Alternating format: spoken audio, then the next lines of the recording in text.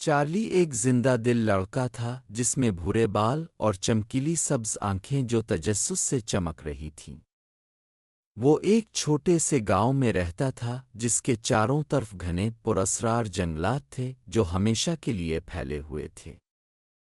ہر روز school کے بعد Charlie گھر بھاگتا ایک تیز ناشتہ لے اور اپنے بہترین دوست اور وفادار ساتھی اپنے پالتو کتے ڈیزی کے ساتھ جنگل کی تلاش کے لیے دروازے سے باہر نکل جاتا۔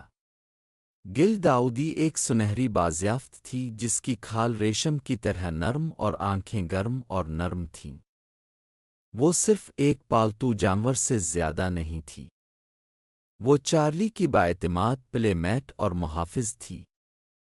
چارلی جہاں بھی گیا ڈیزی اس کا پیچھا کرتی تھی، اس کی دم خوشی سے ہل رہی تھی، اس کے پنجے جنگل کے فرش پر نرمی سے لپک رہے تھے۔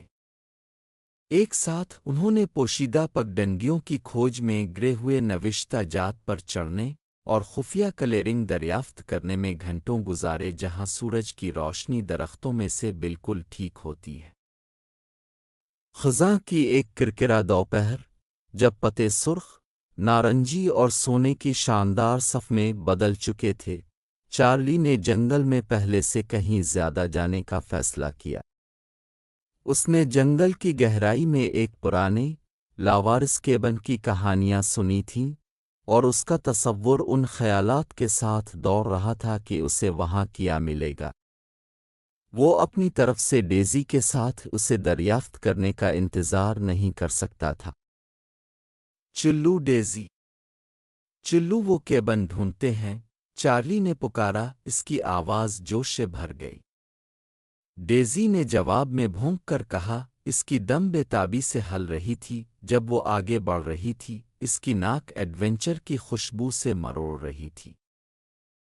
انہوں نے اس مانوس راستے پر چلنا شروع کیا جو جنگل میں جاتا تھا، جس پر وہ پہلے بے شمار بار چل چکے تھے۔ لیکن جیسے جیسے وہ گہرے ہوتے گئے، درخت لمبے ہوتے گئے اور ایک دوسرے کے قریب ہوتے گئے، اور راستہ تنگ ہوتا گیا یہاں تک کہ یہ بالکل غائب ہو گیا۔ بے خوف چارلی پر زور دیا، اس کا جوش ہر قدم کے ساتھ بڑھ رہا تھا۔ ان کے آس پاس کا جنگل گہرا ہوتا چلا گیا کیونکہ پتوں کی گھنی چھتری سورج کی روشنی کو روکتی تھی، لیکن چارلی خوفزدہ نہیں تھا۔ اس کے ساتھ ڈیزی کے ساتھ اس نے محسوس کیا کہ کچھ بھی غلط نہیں ہو سکتا ہے۔ گھنٹوں چلنے کی طرح محسوس ہونے کے بعد وہ آخر کار پرانے کیبن پر پہنچے۔ یہ ایک چھوٹی سی کلیئرنگ میں گھرا ہوا تھا، آئیوی اور کائی سے بھرا ہوا تھا، کھڑکیوں کے ساتھ جو پھٹے ہوئے تھے اور گندگی سے ڈھکے ہوئے تھے۔ دروازہ ہلکا سا کھلا ہوا کہ جھونکے میں ہلکی سی کڑک رہی تھی۔ چارلی کا دل جوش سے دھڑک اٹھا جب وہ کیبن کے قریب پہنچا، اندر کی تلاش کے لیے بے چین تھا۔ یہاں رکو ڈیزی، چارلی نے دروازہ کھولنے اور اندر قدم رکھنے سے پہلے اپنا سر تھپ تھپاتے ہوئے کہا۔ کیبن کا اندرونی حصہ تاریک اور دھندلا تھا، پرانے ٹوٹے پھوٹے فرنیچر اور گرد آلود شیلفوں سے بھرا ہوا تھا۔ چارلی کی آنکھیں چاروں طرف گھوم رہی تھیں، ہر تفصیل کو لے کر ان کہانیوں کا تصور کرتے ہوئے جو یہ پرانی دیواریں بتا سکتی تھیں۔ لیکن جیسے ہی چارلی نے کیبن کی کھوج کی، اس نے محسوس نہیں کیا کہ ڈیزی خود متجسس جنگل میں بھٹک گئی تھی۔ اس نے کسی دلچسپ چیز کی خوشبو کو پکڑ لیا تھا اور اپنی جبلت سے متاثر ہے کر اسے صاف کرنے سے دور چلی گئی۔ جب چارلی آخر کار کیبن سے باہر نکلا، اپنی دریافت کے جوش کے ساتھ کانوں سے کانوں تک مسکراتا ہوا، اسے یہ جان کر حیرت ہوئی کہ ڈیزی اس کا انتظار نہیں کر رہی تھی جیسا کہ وہ ہمیشہ کرتی تھی۔ ڈیزی، چارلی نے کال کی، اس کی آواز الجھن سے بھر گئی۔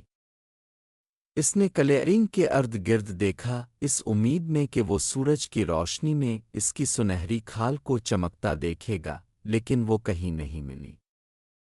گھبراہٹ اس کے سینے میں بلبلا شروع ہو گئی جب اس نے اس بار پھر زور سے پکارا، ڈیزی، تم کہاں ہو؟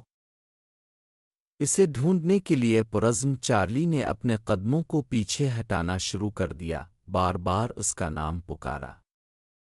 وہ گھنی جھاڑیوں میں سے دھکیلتا اور گری ہوئی شاخوں پر چڑھ گیا، اس کی آواز ہر گزرتے منٹ کے ساتھ مزید بے چین ہوتی جا رہی تھی۔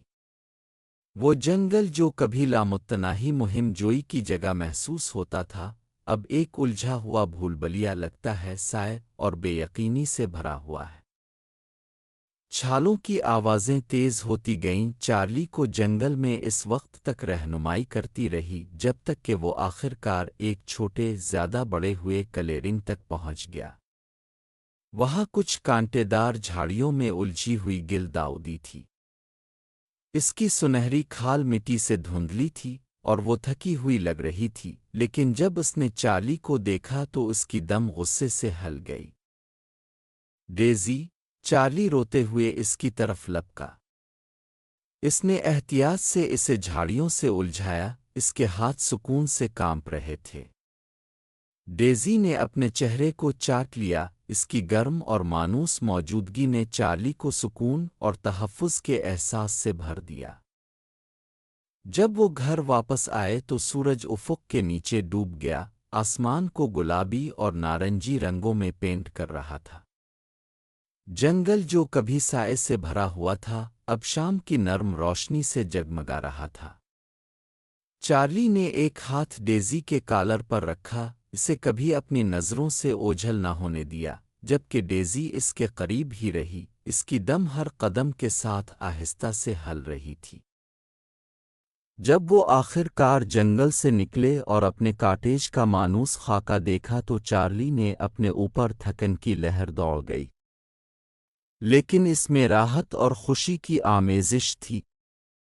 انہوں نے اسے دوبارہ ایک ساتھ بنایا تھا۔